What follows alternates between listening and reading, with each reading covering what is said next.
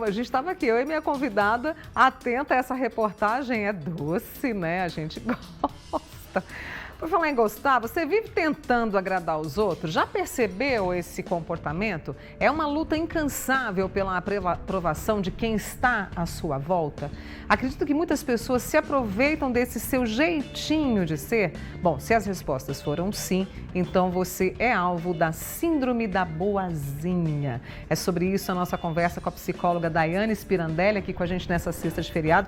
Por isso eu te agradeço antecipadamente, viu, Daiane, por ter vindo. Convite, tá? Mônica.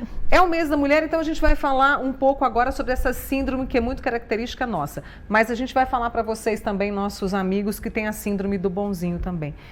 Onde ela começa? Onde começa esse comportamento? Tem uma explicação, Daiane? Sim, tem várias explicações. A psicologia pré e perinatal, que é a psicologia que estuda a gestação e o nascimento, traz alguns conhecimentos para a gente que isso pode se originar na gestação.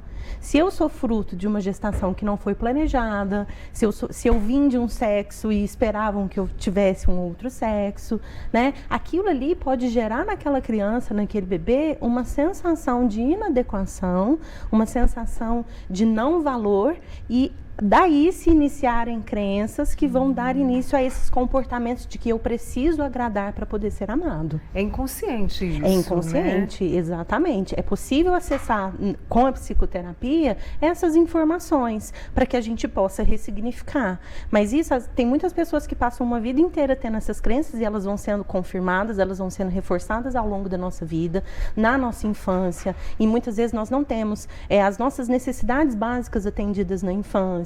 Ou viemos de criações muito rígidas, né, em que a criança não tinha voz, em que a criança não tinha vez. Era os pais às vezes muito bravos, muito severos, que não dava espaço. Então eu vou aprendendo ali, Mônica, que está errado, que eu não posso ser eu. Existe uma proibição. Eu não posso ser eu, não seja você.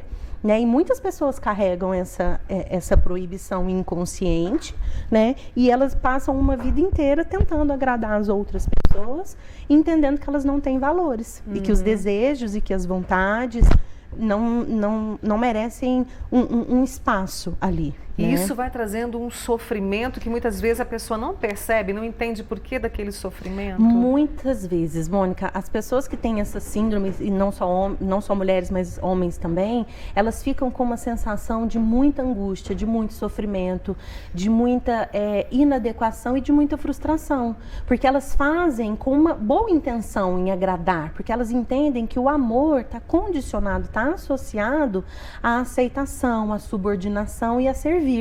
Então elas fazem esse movimento buscando serem aceitas, buscando serem amadas, e isso acaba virando um ciclo vicioso, porque eu me sinto bem naquele momento, só que depois eu não estou completo, não está o suficiente, porque eu estou deixando sempre de me atender. Eu estou sempre colocando as minhas vontades, os meus sonhos, os meus desejos em detrimento dos outros. E aí as pessoas conseguem identificar? Como é que eu posso? Porque teve até alguns amigos e amigas que me falaram o seguinte: Mônica, eu conheço alguém que é assim ou eu sou assim. Como é que eu identifico para quebrar isso? Porque senão é o que? Ansiedade, depressão, tristeza, toda essa doenças balbúrdia. crônicas, tudo vai para o físico também, entendeu? Vai só intensificando e vai agravando cada vez mais. Mônica, eu sempre gosto de fazer a seguinte pergunta: quando foi a última vez que você atendeu uma vontade sua? Quando foi a última vez que você deixou de fazer algo por você para fazer algo pelo outro, que às vezes você nem estava com vontade? Essas são perguntas fundamentais para que a gente possa começar a identificar se nós temos essa dificuldade em falar não, em falar das nossas vontades e em impor limites.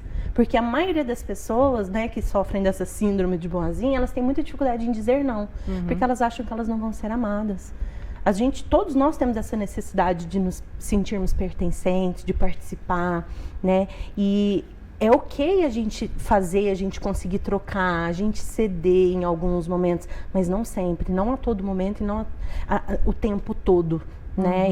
Isso que é a diferença. Uma vez ou outra, eu fazer algo por alguém, eu atender o desejo, totalmente ok. Mas quantas vezes eu estou deixando de me atender? Quantas vezes eu estou deixando de cuidar de mim para fazer isso pelo outro? E às vezes em cuidados muito simples, muito em simples. quereres, né? Sim, muito simples. Exatamente. Às vezes a pessoa ela não consegue decidir se ela quer tomar um suco de laranja ou de uva.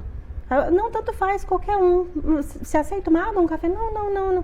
Ela fica sempre com medo de que ela está sendo inconveniente, de que ela está sendo inadequada, que ela está incomodando. Então, ela prefere, a todo custo, se omitir. Exatamente. E aí, porque assim, para mudar esse comportamento, como você disse, fazer essas perguntas, procurar ajuda, sim, né, de profissionais. E aí, vem a questão assim, vai levar tempo? E aí vem a outra questão também, estou sendo egoísta? Sim, exatamente. Não vai pintar isso? As pessoas que sofrem dessa síndrome de boazinha, elas ficam com muita frequência uma sensação de culpa. Porque como elas não reconhecem o valor delas, como elas não conseguem qualificar as coisas delas, quando elas fazem algo por elas sentem culpa, como se elas estivessem deixando de fazer algo pelo outro para fazer para ela. E elas se sentem muitas vezes egoístas. Eu estou sendo egoísta, eu não posso fazer por mim. Né?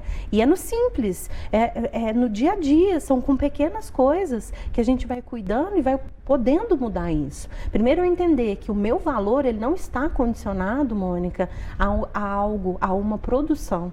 Hoje nós estamos vivendo numa sociedade que ela está cada vez mais desumana nesse sentido, e que a questão da competição, da comparação e do perfeccionismo tem sido algo muito evidente no consultório, porque as pessoas estão entendendo que o valor delas está totalmente atrelado à produção. Se eu sou o que tem a melhor nota na turma, se eu sou o que produzo mais, que tem o maior número de seguidores, o maior número de likes. Então, fica condicionado. E isso tem feito com que a gente entre em movimentos de muita cobrança, de muito julgamento, de muita competição e de comparação, trazendo cada vez mais sofrimento, né? Então, quando eu começo a entender que o meu valor, ele não é condicionado, que eu tenho o meu valor por aquilo que eu sou, né? Eu já começo a ter mais amorosidade, mais respeito, conseguindo me colocar, dividir para o outro, não impor. Eu não preciso chegar a impor na briga, não precisa... tem espaço para mim, tem espaço para você, sim, tem espaço para o outro. Com suavidade, né? Com suavidade, com respeito e com amorosidade. Deixa eu trazer alguns comentários aqui para essa conversa boa demais, que a gente se identifica em muito, né? Como diz a minha amiga Elaine, está se identificando, percebi que estou disponível demais. Estou aprendendo a dizer não. Exatamente isso. E aí tem essa amiga nossa, eu vou ver o nome dela aqui, ela, Michele, do Jardim Botânico. Tenho 2 filhas, como ensiná-las a não ser assim? Eu sinto que sou assim, sofro muito mesmo. Uma sensação de sempre buscar agradar e sempre perceber o vazio. Olha isso. Exatamente. Essas pessoas, elas lidam com o vazio a todo momento, porque a sensação de incapacidade, porque eu não consigo alcançar os meus objetivos, Mônica, porque eu estou sempre tentando alcançar, agradar o outro e atender o sonho do outro, ajudar o outro para que o outro consiga concretizar os seus sonhos. Então, a sensação de vazio, a sensação de solidão, de frustração, de angústia é muito presente nessas pessoas. E nesse desespero de tentar cobrir isso, não sentir mais isso, eu vou num movimento, às vezes até compulsório, de então deixa eu fazer mais pelo outro, então deixa eu fazer mais. Então, o que é importante para que a Michele, né, possa compreender que ela precisa aprender a fazer por ela. A melhor forma que ela vai estar ajudando, ensinando essas filhas, é ela fazendo. Porque provavelmente a Michele veio de um sistema que as mulheres também, ou se ela olhar para a mãe, para a história da mãe, das avós, das irmãs, pode ser que seja de mulheres que precisaram se anular, que precisaram sempre estar cedendo, sempre estar cuidando para poder serem vistas e pertencerem, né? Uma reflexão que a Daiane Spirandelli, psicóloga, trouxe para a gente. Cidinha, depois reveja essa entrevista, tá? Eu vou rever com certeza. Daiane, obrigada, tá? Eu que agradeço, Nossa, Mônica. Intensa essa conversa, intensa. Volte mais vezes. Feliz Páscoa para você. Para você também, muito obrigada.